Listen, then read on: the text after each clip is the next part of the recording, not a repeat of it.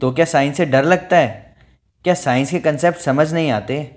क्या पेरेंट्स की एक्सपेक्टेशन से डरे हुए हो, या फिर अच्छे मार्क्स लेके आना चाहते हो पर सही गाइडेंस नहीं है? टेंशन छोड़ दो और रिलैक्स हो जाओ, मुझे अपना दोस्त ही समझो। तो आपकी सक्सेस के लिए 3 स्टेप सबसे इंपॉर्टेंट है: कंप्लीट डिटेल, फुल कंसंट्रेशन, और थर्ड सबसे इंपॉर्टेंट है, वो है हमारा channel. So why wait, let's get started. तो स्वागत है सभी बच्चों का माइंड शेपर के यूट्यूब चैनल पे। आज हम बायोलॉजी का एक टॉपिक करने वाले हैं जिसका नाम है ह्यूमन डाइजेस्टिव सिस्टम, या ह्यूमन एलिमेंट्री कैनाल सिस्टम भी बोलते हैं बच्चों इसको। और अभी कुछ दिनों से आपके पास वीडियोस नहीं आ पा रही थी, उसके लिए सॉरी, क्योंकि मेरी तबीयत जो थी ठीक नहीं थी, इस वजह से मैं वीडियोस बना नहीं पा रहा था आप लोगों के लिए। लेकिन आगे अब फ्यूचर में आपको सारी रेगुलर वीडियोस जैसे मिल रही थी ऐसे ही मिलती रहेंगी, और मैं आपको 2-3 वीडियो एक्स्ट्रा प्रोवाइड करा दूंगा, ताकि आप लोग वो जो बच्चे रेगुलरली जुड़े हुए हैं उनको अगर लॉस हुआ हो वो पूरा हो जाएगा उससे। ठीक है, तो अब हम स्टार्ट करते हैं अपना टॉपिक। मैं आपको बता देता हूं एक बार, इसके अंदर हम जो पढ़ने वाले हैं ह्यूमन एलिमेंट्री कैनाल सिस्टम। आप अपनी बुक में देख लेना, एनसीईआरटी के पेज नंबर 99 और 100 पे बहुत सारी डिटेल दे रखी है। बहुत बड़ा टॉपिक है वो, और उस बड़े टॉपिक को एक फ्लो चार्ट में कवर कर दूंगा मैं आपको, एक फ्लो चार्ट में। ये समझ लो आप, अगर वो फ्लो चार्ट आप लर्न कर लेते हो तो पूरा टॉपिक आपके दिमाग में ना बिल्कुल प्रिंट हो जाएगा। तो अब ये समझ लो कि ये जो भी मैं फ्लो चार्ट मैंने बना दिया है बोर्ड पे, इसको आप अच्छे से नोट कर लेना, स्क्रीनशॉट ले लेना और इसको लर्न करना। क्योंकि देखो, अब आपको सारा लर्न करने की जरूरत नहीं है जो बुक के अंदर दे रखा है, क्योंकि अगर आप एक एक लाइन लर्न करने बैठोगे ना तो सारे बच्चे देखो इतनी लर्निंग कर नहीं पाते हैं। तो सभी बच्चों के लिए मैं इस तरीके से बिल्कुल ट्रिक्स के थ्रू पढ़ा रहा हूँ आपको। मैं आपको ट्रिक भी बताऊंगा, ह्यूमन एलिमेंट्री कैनाल सिस्टम की पूरी ट्रिक समझाऊंगा अच्छे से, बाय इसको फ्लो चार्ट को लर्न करने की ट्रिक भी समझाऊंगा, और वीडियो के एंड में मैं आपको इसका डायग्राम बना के सिखाऊंगा, क्योंकि डायग्राम में बच्चों को प्रॉब्लम होती है, कुछ फाइन डिटेल्स होती हैं जो हम नहीं बनाते, जिनकी वजह से हमारे मार्क्स कट जाते हैं। तो इसी वजह से मैं आपको वो डिटेल्स भी समझाऊंगा। तो इसलिए वीडियो को पूरा जरूर देखना, तभी आपको इसका पूरा फायदा मिल पाएगा। ठीक है, तो अब हम अपना टॉपिक स्टार्ट करने वाले हैं, और स्टार्ट करने से पहले मैं आपको एक बात कह दूं, अगर पसंद आएगी वीडियो तो लाइक कर देना, शेयर कर देना और सब्सक्राइब कर देना हमारे चैनल को, ताकि सारी वीडियोस मिलती रहें आपको। तो स्टार्ट करते हैं अपना टॉपिक, ह्यूमन डाइजेस्टिव सिस्टम। तो बच्चों देखो, ह्यूमन डाइजेस्टिव सिस्टम के बारे में मैं आपको पता ही है कि हम जो खाना खाते हैं वो वेरियस प्रोसेस से होकर गुजरता है, डाइजेस्ट होता है, और फिर हमें उससे एनर्जी प्रोवाइड होती है। ठीक है, तो अब इस प्रोसेस के बारे में बहुत लेंदी प्रोसेस है, जिसको मैं फ्लो चार्ट में समझा रहा हूँ आपको।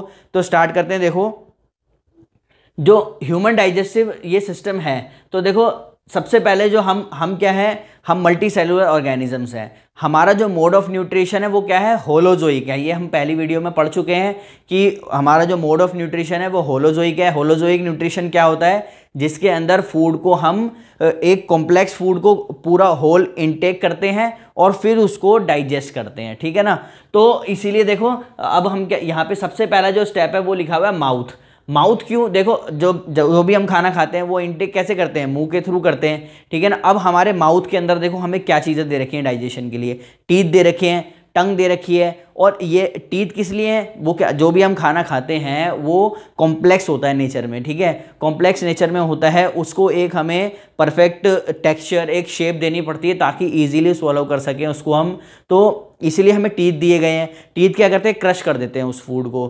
ठीक है ना, तो अब देखो क्रश कर दिया, और टंग क्या करती है, रेगुलेट करती रहती है मुंह के अंदर उसको।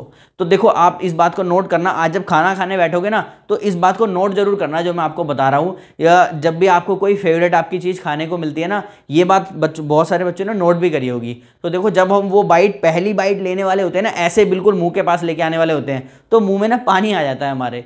अब वो पानी कैसे, पानी मतलब वो होता क्या है, जो एंजाइम निकलता है वो होता क्या है एक्चुअल में, आज यही हमने सुना होगा कि पानी नहीं आ जाता है मुंह में। अब वो होता क्या है उसके बारे में देखते हैं हम। देखो, जो हमारा माउथ होता है, माउथ के अंदर होता है सलाइवरी ग्लैंड। ठीक है, एक बार ये आप इसका स्क्रीनशॉट ले लो, मैं आगे से हट जाता हूं, स्क्रीनशॉट ले लो।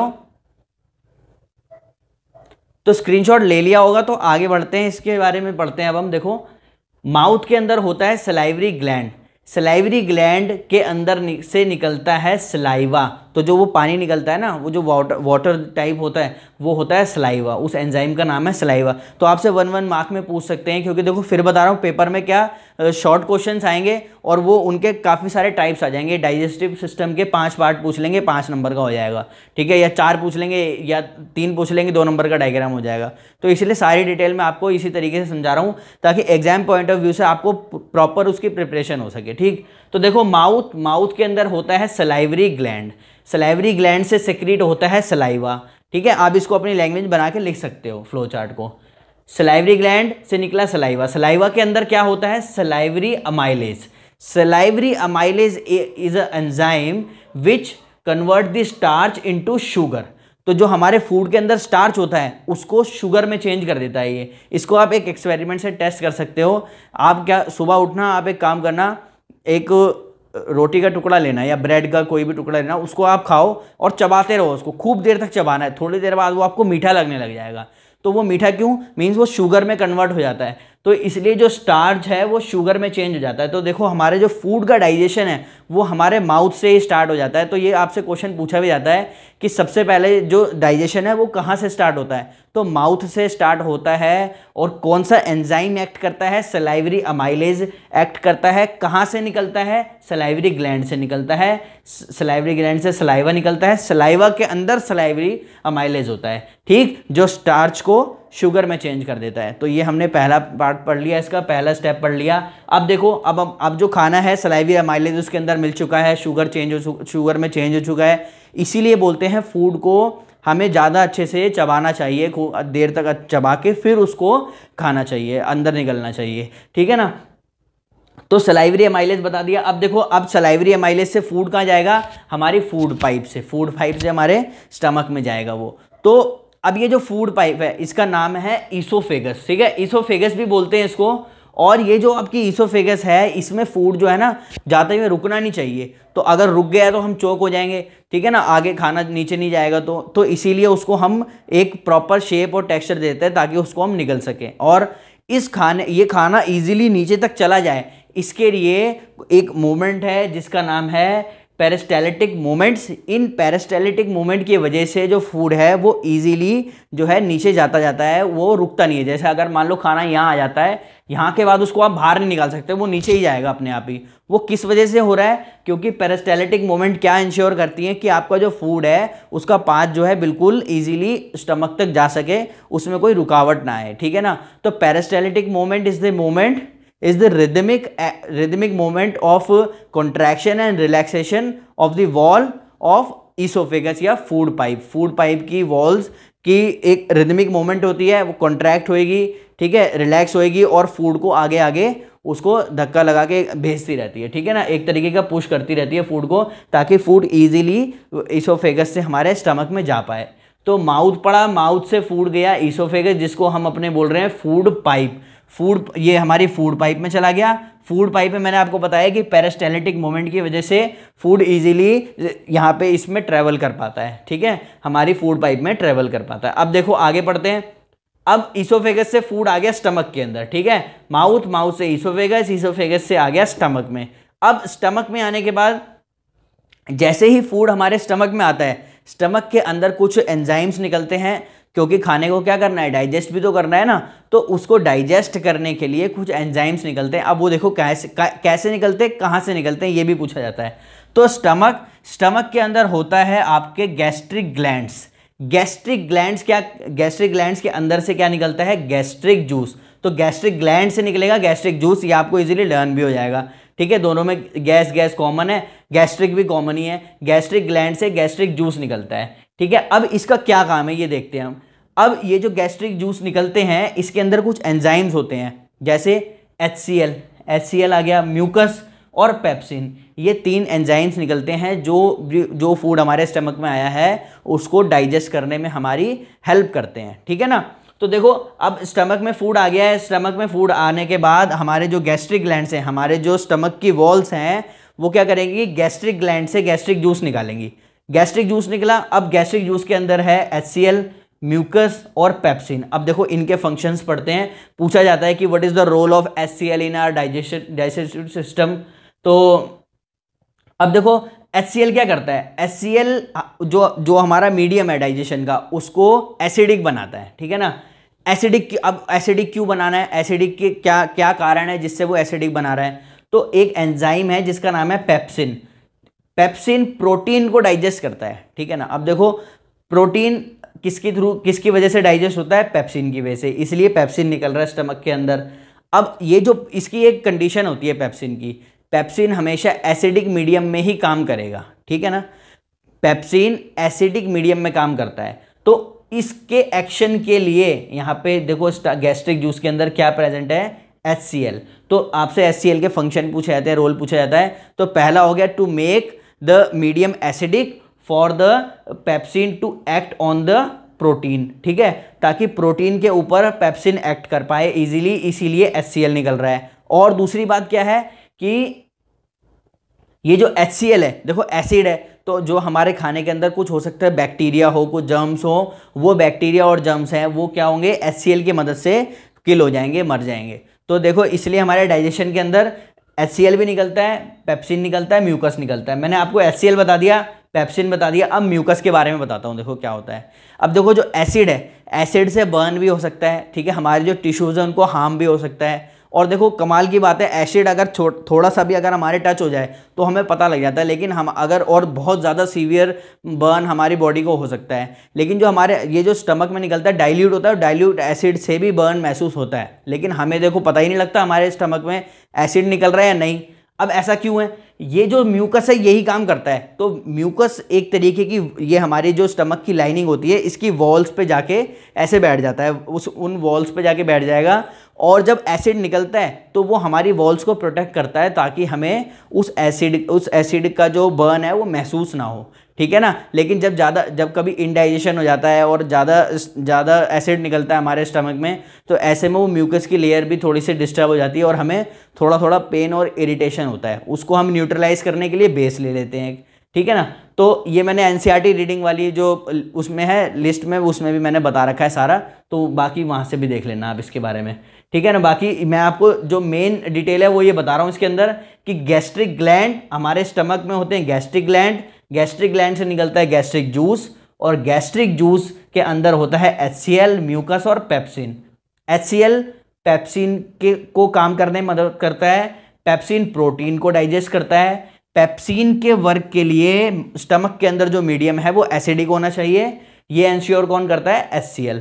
और HCl से बचाने के लिए हमारे स्टमक के अंदर क्या निकलता है, म्यूकस। अब आप लोग देख लो, बिल्कुल कमाल की बॉडी बनाई हुई है, ये ऐसी बॉडी किसी की है नहीं। और मैं आपको जब डिटेल बताऊंगा तो आप ध्यान से, आपने सोचा भी नहीं होगा उसके बारे में कभी, इतनी सारी बातें बताऊंगा मैं आपको अभी। तो देखो एक बिल्कुल परफेक्ट बॉडी है, एक परफेक्ट एक सिस्टम बनाया हुआ है ताकि एक एक चीज़ दूसरी चीज़ को एक कॉम्प्लीमेंट्री दे रही है और हेल्प कर रही है, ठीक है ना। तो स्टमक के अंदर हमने पढ़ लिया सारा, माउथ पढ़ लिया, ईसोफेगस से जो हमारा जो फूड है वो गया स्टमक के अंदर। स्टमक में हमने पढ़ा कौन से ग्लैंड्स होते हैं, जो गैस्ट्रिक ग्लैंड्स होते हैं, गैस्ट्रिक जूस निकलता है, उसके अंदर एंजाइम कौन से होते हैं वो भी पढ़ लिए। अब देखो क्या होता है, जो स्टमक के अंदर जो फूड है, ये फूड धीरे धीरे क्या होगा, हमारी स्मॉल इंटेस्टाइन में जाएगा, ठीक है ना, स्मॉल इंटेस्टाइन में जाएगा। स्मॉल इंटेस्टाइन हमारी, जब मैं आपको डायग्राम बताऊंगा उसमें बनाने भी सिखाऊंगा। देखो ये होती हैं पाइलोरिक स्फिंक्टर्स। अब ये पाइलोरिक स्फिंक्टर क्या होता है, पाइलोरिक स्फिंक्टर मसल्स जो होती हैं ये क्या करती है, स्टमक से ना फूड को धीरे धीरे ले जाके स्मॉल इंटेस्टाइन में छोड़ती है। ये नहीं कि सारा खाना एकदम से निकलेगा और स्मॉल इंटेस्टाइन में जाके बैठ जाएगा, ऐसा नहीं होता। स्टमक से धीरे धीरे जो फूड है वो स्टमक से धीरे धीरे जाके स्मॉल इंटेस्टाइन में जाके शिफ्ट होने लग जाता है, ठीक है ना। तो ये कौन इंश्योर करता है, ये करती हैं pyloric sphincter muscles. Pyloric sphincter muscles क्या करती हैं, उस फूड को स्मॉल क्वांटिटी के अंदर हमारी स्मॉल इंटेस्टाइन में लेके जाती हैं, ठीक है ना। अब देखो, अब फूड जो है वो आ चुका है स्मॉल इंटेस्टाइन में, तो ये बहुत इंपॉर्टेंट पार्ट है, और स्मॉल इंटेस्टाइन से रिलेटेड बहुत सारे क्वेश्चन पूछे जाते हैं बच्चों। तो इसीलिए इसके बारे में मैंने बहुत सारी डिटेल लिखी है, और एग्जाम में पक्का इसमें से कुछ ना कुछ पक्का आएगा, ये समझ लो आप, आपको से पूछा ही जाएगा जो भी आपके टेस्ट वगैरह होंगे, ठीक है ना। तो जो हमारी स्मॉल इंटेस्टाइन होती है, सबसे पहले मैं बता देता हूँ, ये 6.5 मीटर लॉन्ग होती है ना। देखो कितनी अमेजिंग बात है कि 6.5 मीटर लंबी हमारी स्मॉल इंटेस्टाइन होती है, इतनी बड़ी होती है। लेकिन ये कॉइल ऐसे कॉइलिंग में ना इकट्ठी होकर एक जगह पूरा एक कॉम्पैक्ट एक जगह बैठी हुई है ऐसे, ठीक है ना। तो इसलिए हमें पता नहीं लग रहा कि इतनी लंबी है ये, लेकिन एक्चुअल में अगर इनको निकाल के हम मेजर करेंगे तो 6.5 मीटर लंबी है हमारी जो स्मॉल इंटेस्टाइन होती है, ठीक है। तो स्मॉल इंटेस्टाइन के अंदर क्या होता है, प्रोटीन, कार्बोहाइड्रेट और फैट कंप्लीटली डाइजेस्ट हो जाता है, ठीक। जो हमारी स्मॉल इंटेस्टाइन है उनके अंदर प्रोटीन, कार्बोहाइड्रेट और फैट पूरी तरह से डाइजेस्ट हो जाता है, ओके। तो कैसे होता है अब इसके बारे में पढ़ेंगे, ठीक है ना। तो देखो आपके स्मॉल इंटेस्टाइन में आ गया है फूड अब, ठीक है। पाइलोरिक स्फिंक्टर मसल्स की हेल्प से स्टमक के थ्रू, स्टमक से जो है फूड आ गया आपकी स्मॉल इंटेस्टाइन में। अब स्मॉल इंटेस्टाइन में जब फूड आता है तो हमारे दो पार्ट हैं, दो ग्लैंड्स हैं जो काम करते हैं। First is liver and pancreas, second is pancreas. तो मैंने लिख दिया सेक्रीशन ऑफ, मतलब small intestine receives the secretion of liver and pancreas for the digestion of protein, carbohydrate and fat, ठीक। मैंने आपको बताया ना कि स्मॉल इंटेस्टाइन में प्रोटीन, कार्बोहाइड्रेट और फैट पूरी तरह से डाइजेस्ट हो जाते हैं। तो इनकी ये डाइजेशन में कौन हेल्प करता है, लिवर हेल्प करता है और पेनक्रियास हेल्प करता है। तो इसलिए मैंने लिख दिया small intestine receives the secretion of, ये लिख लेना आप, small intestine receives the secretion of liver and pancreas, ठीक। तो अब इसमें क्या होता है देखते हैं। तो देखो बच्चों, ये अब लिवर से एक एंजाइम, कुछ एंजाइम निकलते हैं, पेनक्रियास से एंजाइम निकलते हैं। ये क्या काम करते हैं देखते हैं। लिवर से निकलता है बाइल जूस। अब ये बाइल जूस क्या करता है, देखो बाइल जूस जो है मैंने लिखा हुआ यहाँ पे टू मेक एल्कलाइन। अब इसका मतलब क्या है, देखो एल्कलाइन का मतलब होता है बेसिक, जो चीज़ बेसिक होती है नेचर में उसके लिए हम एल्कलाइन वर्ड यूज़ करते हैं। तो जो फूड, अभी देखो जो स्टमक पे लेके चलता हूँ आपको, जो हमारे जो फूड स्टमक से आया था उसके अंदर HCl मिक्स था, मीन्स वो एसिडिक था। तो अब एसिडिक उस फूड को बेसिक बनाना है, ठीक है। बेसिक क्यों बनाना है, ताकि जो पैनक्रियाटिक जूस है, पैनक्रियाटिक जूस के अंदर ट्रिप्सिन एक एंजाइम होता है, ट्रिप्सिन भी प्रोटीन को डाइजेस्ट करता है, ठीक है ना। तो ये ट्रिप्सिन की एक शर्त, जैसे पेप्सिन की एक शर्त थी कि वो एसिडिक मीडियम में काम करता है, इसी तरीके से ट्रिप्सिन की भी एक शर्त है कि ये बेसिक मीडियम में काम करेगा। तो इसको बेसिक, तो अगर मान लो ये जो फूड आया, अगर ये बेसिक नहीं बन पाएगा, अगर ये बेसिक नहीं होगा तो हमारा जो प्रोटीन है वो फूड में डाइजेस्ट होगा नहीं प्रॉपर। तो इसीलिए वो क्या कर रहा है, देखो ट्रिप्सिन निकलता है, ट्रिप्सिन प्रोटीन को डाइजेस्ट करता है, और इस ट्रिप्सिन के एक्शन के लिए लिवर से निकलता है bile juice, and bile juice makes the medium alkaline. तो आप लोग समझ गए होंगे कि बाइल जूस क्या करता है, उस मीडियम को, हमारे इंटेस्टाइन के मीडियम को बेसिक बना देता है, ताकि जो वो फूड आ रहा है, जो स्टमक से फूड आया है और वो एसिडिक है, वो बेसिक बन जाए, और ट्रिप्सिन फिर उसके ऊपर काम कर सके और उस फूड में से प्रोटीन को निकाल ले, ठीक है ना। तो इसीलिए लिवर ने क्या दिया, बाइल जूस दे दिया। अब देखो बाइल जूस ने क्या करा, उस मीडियम को एल्कलाइन बना दिया ताकि ट्रिप्सिन काम कर पाए। नेक्स्ट, अब जो फूड है उसके अंदर सिर्फ प्रोटीन थोड़ी है, फैट भी होता है। तो देखो अब वो जो फैट है, जो हमारे फूड के अंदर फैट होता है, वो लार्ज ग्लोब्यूल्स की फॉर्म में होता है, कॉम्प्लेक्स नेचर में होता है। उसको ब्रेक करके उसे स्मॉल ग्लोब्यूल्स बनाना है, कॉम्प्लेक्स से सिंपल नेचर में बनाना है। तो इसी के लिए क्या, अगर हम उस सीधा वो लार्ज को अगर डाइजेस्टिव एंजाइम उसके ऊपर काम करेंगे तो मुश्किल होता है उसको ब्रेक करना। तो उसी के हेल्प करने के लिए बाइल सॉल्ट आ गया। देखो तो लिवर से बाइल जूस निकलता है और साथ साथ क्या निकलता है, बाइल सॉल्ट निकलता है, ठीक है। तो अब ये बाइल सॉल्ट क्या करता है, बाइल सॉल्ट मैंने लिखा है इमल्सिफाइज फैट। अब इसका मतलब ही है ये इमल्सिफाई करने का कि लार्ज ग्लोब्यूल्स को स्मॉलर ग्लोब्यूल्स की फॉर्म में चेंज कर देता है, कॉम्प्लेक्स से सिंपल फॉर्म में चेंज कर देता है, ताकि इसको आगे इजीली डाइजेस्ट किया जा सके, ठीक है। उसके कॉम्प्लेक्स नेचर को सिंपल बनाने के लिए ऐसा होता है। तो देखो क्या पढ़ा हमने, ये हमारी स्मॉल इंटेस्टाइन के अंदर लीवर की सेक्रीशन मिली उसको, लीवर से कुछ एंजाइम्स आए जिन्होंने क्या करा कि एक तो मीडियम को क्या बना दिया, एल्कलाइन बना दिया, बेसिक बना दिया, ताकि ट्रिप्सिन जो पैनक्रियास के एंजाइम है वो काम कर पाए। और दूसरा जो बाइल सॉल्ट निकला, बाइल सॉल्ट ने क्या करा, लार्ज जो फैट था उसको स्मॉल फैट में ब्रेक कर दिया है। ठीक, तो लीवर का हमने पढ़ लिया, लीवर के अंदर जो जो एंजाइम निकलते हैं, दो एंजाइम हो गए, बाइल जूस और बाइल सॉल्ट। आगे देखते हैं चलो। अब small intestine receive the secretion of liver and pancreas. तो अब पेनक्रियास की बात करते हैं। देखो पेनक्रियास क्या करता है, पेनक्रियास से निकलता है पेनक्रियाटिक जूस। सिंपल है, याद करना है, पेनक्रियास से क्या निकलेगा, पेनक्रियाटिक जूस। ठीक है, तो ये तो याद करने में भी आसान है। ठीक, पेनक्रियास से निकला पेनक्रियाटिक जूस। अब इस पेनक्रियाटिक जूस के अंदर भी बहुत सारे एंजाइम्स होते हैं, जैसे गैस्ट्रिक जूस के अंदर कुछ एंजाइम्स थे, इसी तरीके से पेनक्रियाटिक जूस के अंदर भी कुछ एंजाइम्स होते हैं। ये एंजाइम क्या करते हैं, हमारे प्रोटीन, कार्बोहाइड्रेट और फैट के ऊपर पूरा काम करते हैं ताकि ये अच्छे से डाइजेस्ट हो सके। ठीक, तो अब देखते हैं पेनक्रियाटिक जूस के अंदर जो एंजाइम है वो क्या करते हैं। देखो पहला एंजाइम आया ट्रिप्सिन। ट्रिप्सिन क्या क्या करता है, प्रोटीन को डाइजेस्ट करता है। तो trypsin is the enzyme which act on the protein. ठीक, फिर अगला जो निकलता है वो है अमाइलेज, या उसको हम बोल सकते हैं पेनक्रियाटिक अमाइलेज। ठीक है, लिख लेना इसको, अमाइलेज बोलते हैं या पेनक्रियाटिक अमाइलेज बोलते हैं। पेनक्रियाटिक अमाइलेज क्या करता है, ये कार्बोहाइड्रेट को डाइजेस्ट करने में हेल्प करता है। तो ट्रिप्सिन ने किस पे एक्ट करेगा, प्रोटीन के ऊपर। अलग अलग जो है न्यूट्रिएंट्स हैं उनके ऊपर अलग अलग डाइजेस्टिव जूस काम करते हैं। तो देखो कितने, मैं आपको बता रहा हूँ ना कि एक इतनी मैं आपकी परफेक्ट बॉडी बना के दी है ना भगवान ने हमें, कि अगर इसको हम अच्छे से इसकी केयर करें, इसको अच्छे से मतलब नरिशमेंट दें, तो हम कभी बीमार भी नहीं पड़ेंगे। देखो आप कितने सारे, और इसके बाद भी लोग जो है पेट को ठीक रखने के लिए, बॉडी को ठीक रखने के लिए दवाइयाँ खाते हैं, सब करते हैं। ठीक है ना, क्यों, जब हम लोग अपना ध्यान नहीं रख पाते। अब जैसे मेरी तबीयत खराब हो गई एक हफ्ता पहले, क्यों, मैं भी अपने रूटीन में इतना बिजी था कि मैं अपना ही ध्यान नहीं रख पाया, और बॉडी क्या है, वो तो एक तरीके की मशीन ही तो है ना, तो वो भी थकेगी और कहीं ना कहीं जो है फिर वो रेस्ट मांगेगी। तो इसीलिए देखो अगर हम अपना ध्यान रखें तो इतनी सारी चीज़ें ऑलरेडी हमारे अंदर हैं जो हमारी बॉडी को फंक्शन करने में हेल्प करती है। ठीक है ना, तो देखो पेनक्रियाटिक जूस के अंदर आया ट्रिप्सिन। ट्रिप्सिन क्या करता है, प्रोटीन को डाइजेस्ट करने में हेल्प करता है। फिर उसके बाद आया अमाइलेज। अमाइलेज क्या करता है, पेनक्रियाटिक अमाइलेज, ये कार्बोहाइड्रेट को डाइजेस्ट करने में हेल्प करता है। ठीक है, थर्ड इज लाइपेज।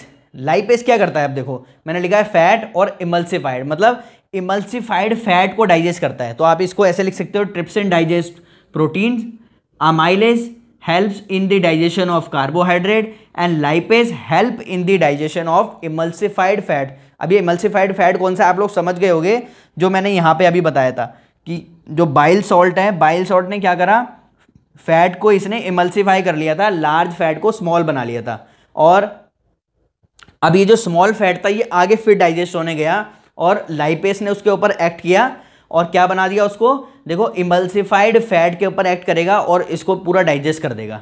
ठीक है, तो 3 एंजाइम बताया। अब देखो इसको याद करने के मैं आपको ट्रिक बताता हूँ, फनी सी ट्रिक है, आपको याद भी रहेगा इससे।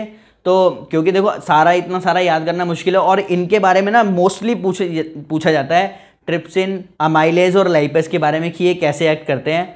तो देखो यहीं पे मैं आपको निकाल के दिखा देता हूँ नाम। देखो यहाँ से आप इसको ऐसे बनाना, ये ट्राई आ गया, ये यहाँ पे आ गया माई और यहाँ आ गया लिप। ठीक है, तो कहीं और मत ले जाना इसको घुमा के, इतना ही रखना बात को कि बस याद करने के तरीके से मैंने बना दिया। यहाँ पे देखो ट्राई माई लिप, ठीक है ना, ट्राई माई लिप PCF, ऐसे याद कर लेना इसको। अगर आप लिख के करोगे ट्राई माई लिप PCF ऐसे बना के याद करोगे तो ये पूरा याद हो जाएगा। क्योंकि देखो ट्रिक इसलिए बता देता हूँ बच्चों में, क्योंकि आप लोग जब आगे पढ़ते हो ना, जब ये चैप्टर हो जाएगा पूरा और हम आगे पढ़ रहे होंगे, कोई और चैप्टर 10वां 11वां होगा, तो ये बातें इतनी परफेक्शन से याद नहीं रहती। लेकिन अगर आप कोई ट्रिक याद कर लोगे ना तो वो आपके दिमाग में ज़्यादा बैठ जाएगी। ठीक है, तो इसलिए ट्रिक भी साथ साथ में बता रहा हूँ, इसको नोट कर लेना। देखो ट्रिप्सिन से ट्राई निकाल लो, अमाइलेज से माई निकाल लो और लाइपेज से लिप निकाल लो, तो बन गया आपका try my lip. Try my lip बन गया और उधर याद कर लेना PCF, तो ट्राई P, माई से C और लिप से यहाँ पे आ गया F, तो try my lip PCF। Trypsin for protein, amylase for carbohydrate and lipase for emulsified fat. Clear हो गया। तो ये देखो मैंने आपको बताया कि स्मॉल इंटेस्टाइन में जो फूड आया, स्टमक से जो फूड आता है स्मॉल इंटेस्टाइन में with the help of pyloric sphincter muscles, वो उसको क्या मिलते हैं, secretion of liver and pancreas. Liver की मदद से क्या होता है, बाइल जूस निकलता है, बाइल सॉल्ट निकलता है। बाइल जूस मीडियम को एल्कलाइन बनाता है, बेसिक बनाता है, ताकि वो जो एसिडिक फूड वहाँ से स्टमक से आया था वो बेसिक हो जाए और ट्रिप्सिन उसके ऊपर काम कर पाए। ठीक, बाइल सॉल्ट निकलता है। बाइल सॉल्ट क्या करता है, जो लार्ज फैट है उस लार्ज फैट को वो स्मॉल फैट में बना देता है, कॉम्प्लेक्स से उसको सिंपल नेचर में बना देता है। ठीक, आगे फिर पैनक्रियाटिक जूस जो पैनक्रियास से निकलता है वो क्या करेगा, पैनक्रियाटिक जूस के अंदर भी एंजाइम्स होते हैं जिनका नाम है ट्रिप्सिन, अमाइलेज और लाइपेज। ट्रिक बता दी है, ट्राइमाइलिप, पीसीएफ। ट्रिप्सिन प्रोटीन पे काम करेगा, अमाइलेज कार्बोहाइड्रेट पे काम करेगा, लाइपेज जो है वो इमल्सिफाइड फैट पे काम करेगा। तो इन सब के डाइजेशन ये जो हो जाते हैं, देखो मैंने आपको शुरू में बता दिया था कि जो आपकी स्मॉल इंटेस्टाइन है उसके अंदर प्रोटीन, कार्बोहाइड्रेट और फैट का कंप्लीट डाइजेशन हो जाता है। ठीक, अगर मान लो अब जैसे ये फाइनली अब ये डाइजेस्ट हो गए हैं, ठीक है, इसको अब इनका भी ना और फर्दर डाइजेशन होता है स्मॉल इंटेस्टाइन के अंदर। तो मतलब देखो कि जो भी हम खाना खाते हैं ना उसके अंदर से एक एक चीज़ जो है ना जो जो काम की है वो सब निकाल ली जाती है। इस तरीके की बॉडी है हमारी, ठीक है ना, एक भी चीज़ नहीं छोड़ती है वो, इसलिए अच्छा खाना चाहिए जिसके अंदर सारे न्यूट्रिएंट्स हों। ठीक, तो in the end the small intestine secrets intestinal juice. ठीक है ना, कौन सा जूस, देखो स्मॉल इंटेस्टाइन है, इंटेस्टाइन से याद रखना एंड में क्या निकलता है, इंटेस्टाइनल जूस। अब ये इंटेस्टाइनल जूस क्या करता है, देखो फाइनली जो हमारा जो प्रोटीन है इसको डाइजेस्ट करके एक सिंपल फॉर्म में बना देगा, कार्बोहाइड्रेट को और सिंपल फॉर्म में चेंज कर देगा, और जो इमल्सिफाइड फैट है इसको भी इसकी सिंपलेस्ट फॉर्म में चेंज कर देगा। अभी मैं आपको ना ये सारे फंक्शन बता रहा हूँ, सारे प्रोसेस बता रहा हूँ। इसके बाद जो नेक्स्ट है ना मैं आपको बताऊंगा कि जो ये एंजाइम्स हैं इनका एक्शन बताऊंगा और ये चेंज करके चीज़ों को क्या क्या बनाते हैं वो बताऊंगा, क्योंकि एक ही उसमें सारी डिटेल लिखना मुश्किल है। इसलिए अभी आप ये पढ़ लो डाइजेस्टिव सिस्टम के अंदर क्या पूरी प्रोसेस है, फिर मैं आपको डाइजेस्टिव एंजाइम की एक पूरी डिटेल बता दूंगा, उससे आपको पूरा क्लियर हो जाएगा। ये डिटेल एनसीईआरटी में भी नहीं है प्रॉपर तरीके से, तो इसीलिए ना आप अच्छे से देख लो, मैं इसीलिए सारी डिटेल लिख के समझा रहा हूँ, इसको नोट कर लेना, आपको लर्न भी हो जाएगी ये। तो देखो in the end intestinal juice is secreted from the small intestine, and ये इंटेस्टाइनल जूस क्या करता है, प्रोटीन, कार्बोहाइड्रेट, फैट को फाइनली इनकी सिंपलेस्ट फॉर्म में चेंज कर देता है और बॉडी उसको फिर एब्जॉर्ब कर लेती है। इस एब्जॉर्प्शन के लिए हमारी स्मॉल इंटेस्टाइन के पास होती हैं विलाय। अब ये विलाय क्या चीज़ है, तो याद रखना विलाय जो है ये फिंगर लाइक प्रोजेक्शंस होती हैं जो हमारी जो स्मॉल इंटेस्टाइन की वॉल में प्रेजेंट होती हैं।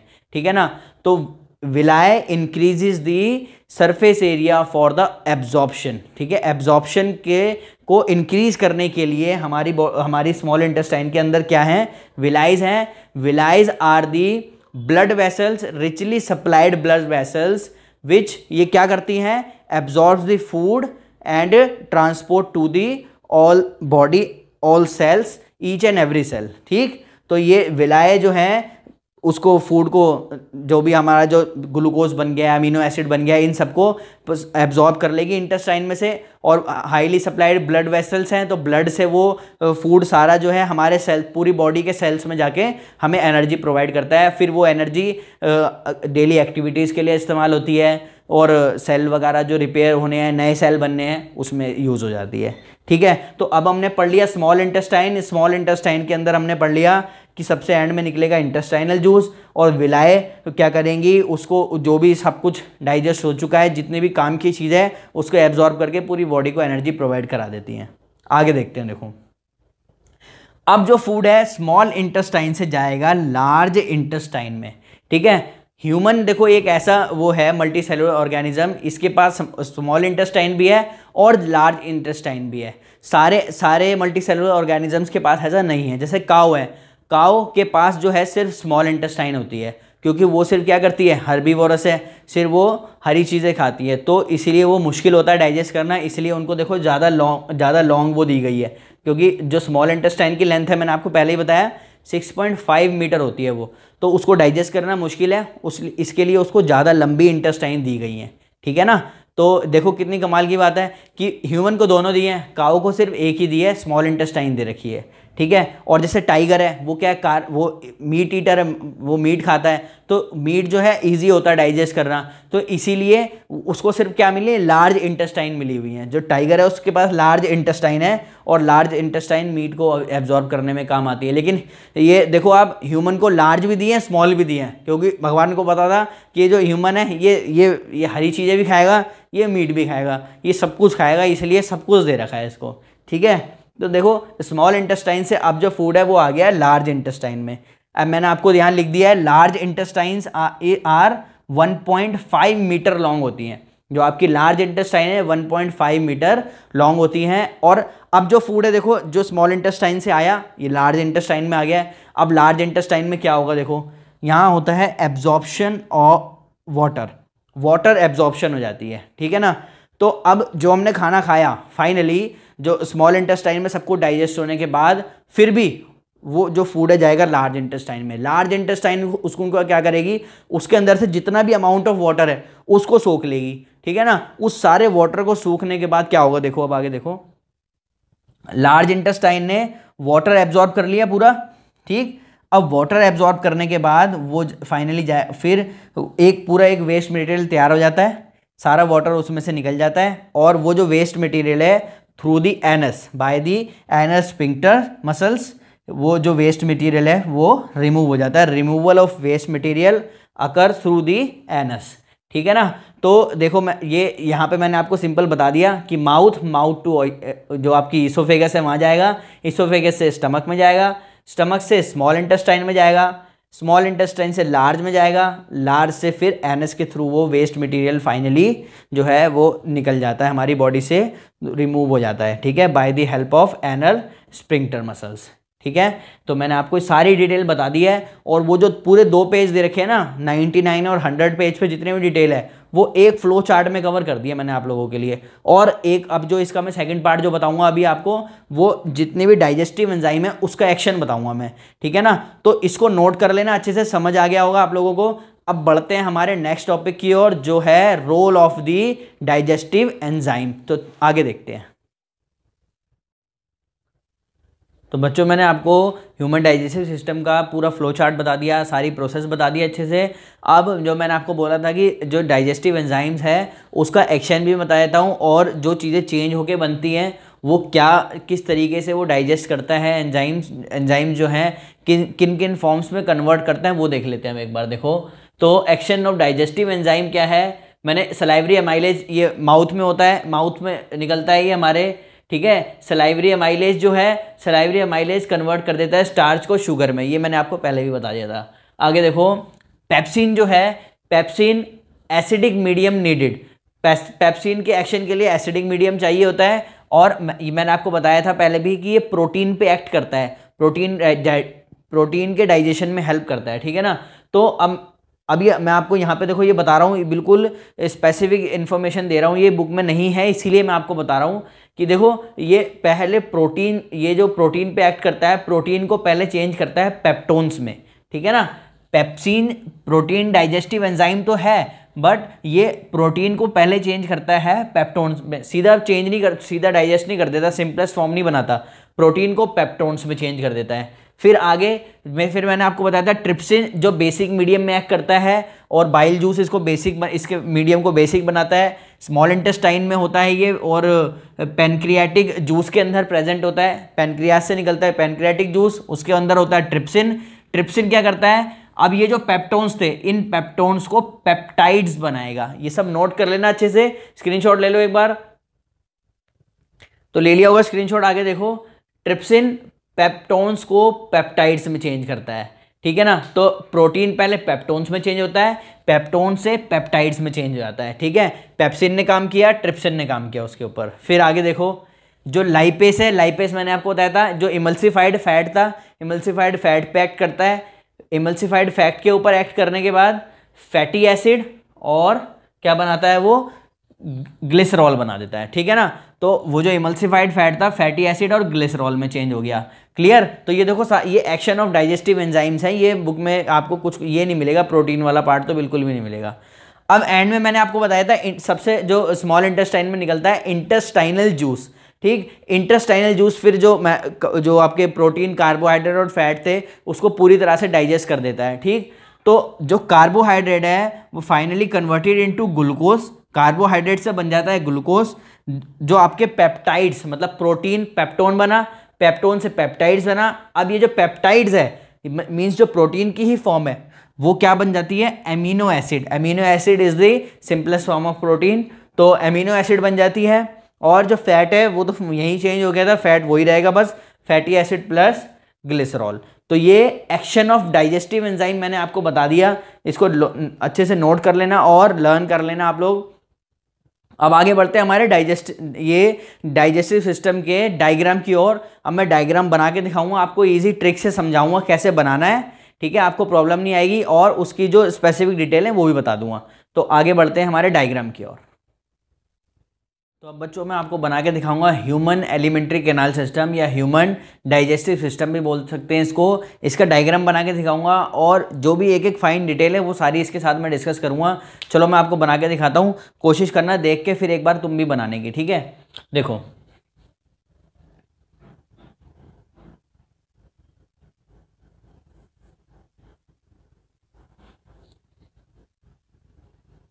ये हम माउथ से स्टार्ट करेंगे। मेन जो इंटरनल पार्ट है वो मैं बना रहा हूँ, आपको दिखा रहा हूँ बना के। ये हमारे आ गया सलाइवरी ग्लैंड। अब यहाँ से हम बनाएंगे ईसोफेगस। ये हमारी फूड पाइप हो गई। स्टमक थोड़ा सा लेफ्ट में होता है इसलिए मैं इस तरीके से बना रहा हूँ।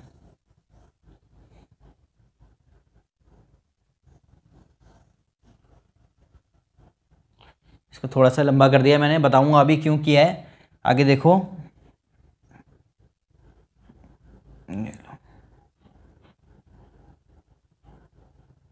ये देखो इतना बना लिया। इतना बनाने के बाद क्या करना है, यहाँ पे अब हम पहले ये बकल कैविटी, ये अपनी बाइल डक्ट बनाते हैं। ये देखो ये यहाँ पे ऐसे बना लेना। ऐसे बनाने के बाद यहाँ पे आप बनाना, ये होता है गॉल ब्लैडर। इस तरीके से गॉल ब्लैडर बना लेंगे हम। अब ये जो आ रही है ना नीचे, इसको ऐसे बनाना, क्योंकि देखो एक दूसरे से सेक्रीशन हो के एक पार्ट से दूसरे पार्ट में निकल निकल के जाता है वो। तो ये बात ध्यान रखना कि जब आप बना रहे हो तो जैसे स्टमक से वो चीज़ दिखनी चाहिए कि वो स्मॉल इंटेस्टाइन में जा रही है, और अगर लीवर से कुछ सेक्रीट हो रहा है तो वो पैनक्रियास से होते हुए फिर इंटेस्टाइन में जा रहा है। ये सब दिखना चाहिए, अगर ये दिखेगा नहीं तो आपका ना गलत हो जाएगा डायग्राम। ठीक है, तो इसलिए मैं आपको बना के दिखा रहा हूँ इसको पूरे एक फाइन डिटेल के साथ, ताकि आपको कुछ भी जो है ना प्रॉब्लम ना आए बनाने में। देखो इसको हम ऐसे सीधा कर लेंगे यहाँ पे। यहाँ से अब एक हम लाइन ड्रॉ करेंगे ऐसे। ठीक है, एक यहाँ से हम बनाएंगे सीधी, बिल्कुल इस तरीके से बना देंगे। और इसको हम थोड़ा सा ऐसे यहाँ से पतला बनाएंगे। ठीक है, ये आ गया नीचे, देखो ये हो गया ऐसे। ठीक है, तो अब यहीं से हमें देखो लीवर निकाल देता हूँ, बना देता हूँ, फिर देखना। पहले यहाँ पे मैं ये लार्ज इंटेस्टाइन का एक वो बना देता हूँ स्पेस, ताकि आप लोगों को दिक्कत ना है। ठीक है, देख लो।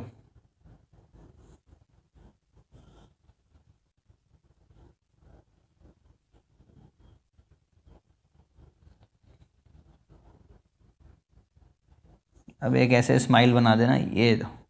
ये बन गई। यहाँ पे आ गया आपका ये एनस।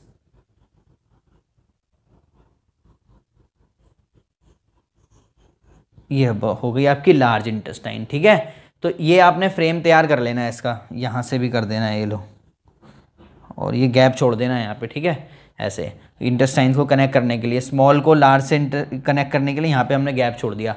अब आ जाते हैं ऊपर जो हमने बनाया था। देखो यहाँ से बनाएंगे लीवर।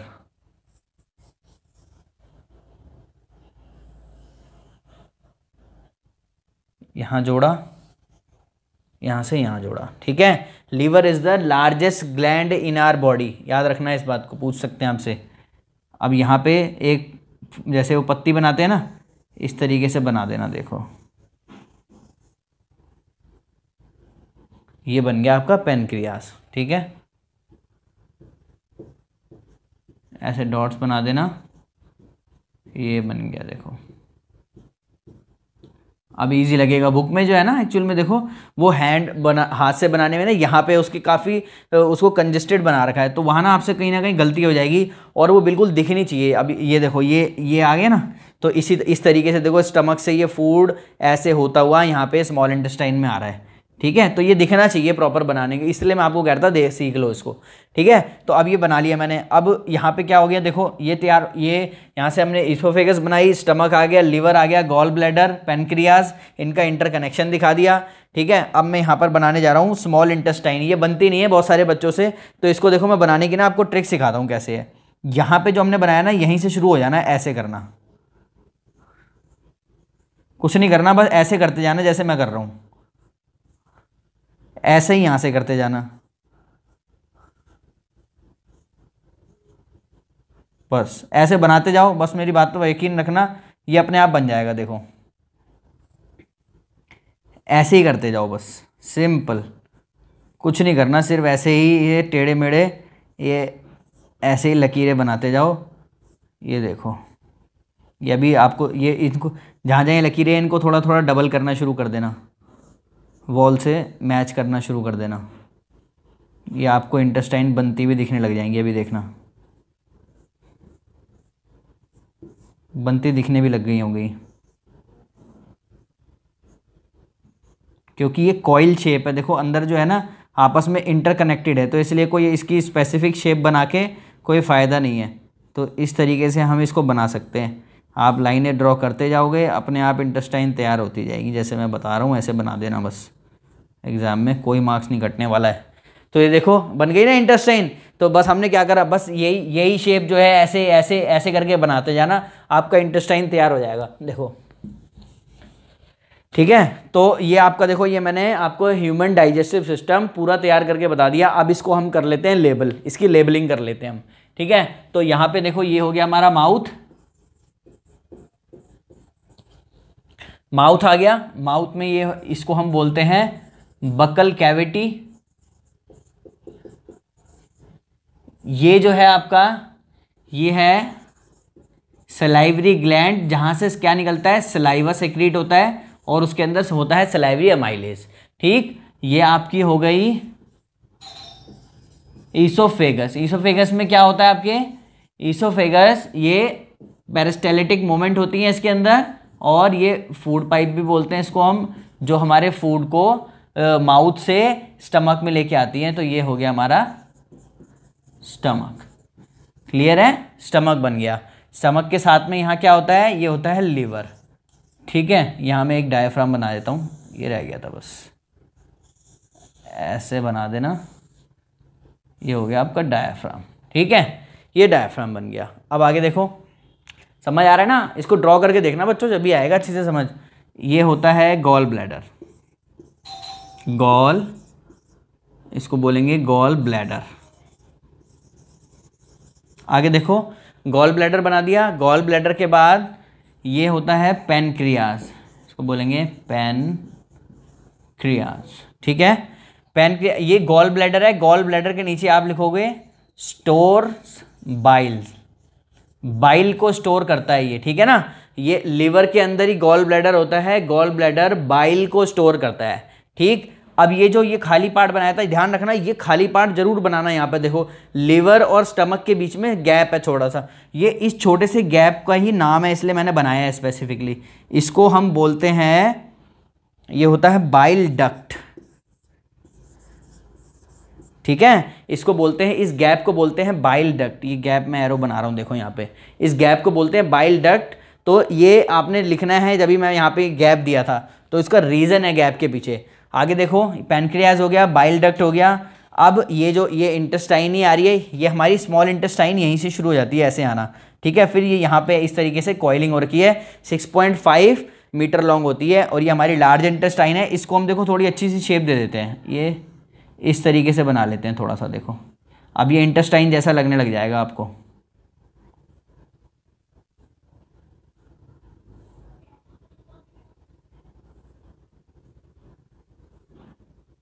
ठीक है, ये देखो ये बन गया आपका, ये इंटेस्टाइन तैयार हो गई बननी। ये थोड़ा सा आप ऐसे बना लोगे तो एक लुक अच्छा लगेगा, लार्ज इंटेस्टाइन की तरह ही लगेगा ये, ठीक है। तो ये देखो, मैं इसलिए आपको ना यहाँ पे ये हल्के हल्के इसके एजेस ऐसे निकाल देना कर्व करके, ठीक है। अब देखो, अब लुक अच्छा आ रहा होगा इससे, और ये लार्ज इंटेस्टाइन की तरह ही लग रहा होगा आपको, ठीक है। तो मैंने आपको ह्यूमन एलिमेंट्री कैनाल सिस्टम पूरा ड्रॉ करके बता दिया है। और ये हो गई आपकी स्मॉल इंटेस्टाइन, और ये जो हम बना रहे हैं ये है हमारी लार्ज इंटेस्टाइन, ठीक। ये हो गया एनएस, जिसके थ्रू वेस्ट मटेरियल बॉडी से रिमूव हो जाता है, और इसको, इस पार्ट को भी बोलते हैं, इसको बोलते हैं अपेंडिक्स, ठीक है। तो ये लेबलिंग तो आप बुक में से भी देख लेना। ये आपका डायफ्राम होता है, ये भी लिख देता हूं मैं, ये आपका डायफ्राम हो गया, क्लियर है। तो ये देखो पूरा डायग्राम विद लेबलिंग मैं आपको बना के दे चुका हूं बच्चों, और मैंने आपको बता दिया इसकी डिटेल ड्रॉ भी कैसे करना है, अब इजीली बना लोगे आप लोग, ठीक है। तो अगली वीडियो में मिलेंगे ऐसे ही कुछ इंपॉर्टेंट टॉपिक्स के साथ, उसमें हम ह्यूमन रेस्पिरेटरी सिस्टम के बारे में पढ़ेंगे। और ये वीडियो में मैंने आपको सारा अच्छे से पूरी डिटेल, फुल डिटेल बता दी है।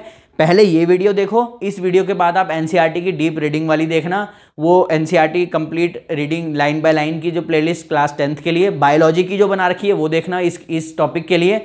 वहाँ भी मैंने पूरी बुक को, वो जो पेज नंबर 99 और 100 को पूरा रीड करके बता रखा है, ठीक है, ताकि आपको एक भी डिटेल मिस नहीं होगी। अगर ये देख लोगे और वो देख लो, बिल्कुल एक्सीलेंट तरीके से ये टॉपिक तैयार हो जाएगा, एक भी मार्क नहीं कटेगा आपका, मैं गारंटी देता हूँ इस बात की, ठीक। तो ऐसे ही अच्छे से पढ़ते रहेगा, हंसते रहेगा, मुस्कुराते रहेगा, पेरेंट्स का नाम रोशन करते रहेगा, और नेक्स्ट वीडियो में मिलेंगे, तब तक के लिए ऑल द बेस्ट।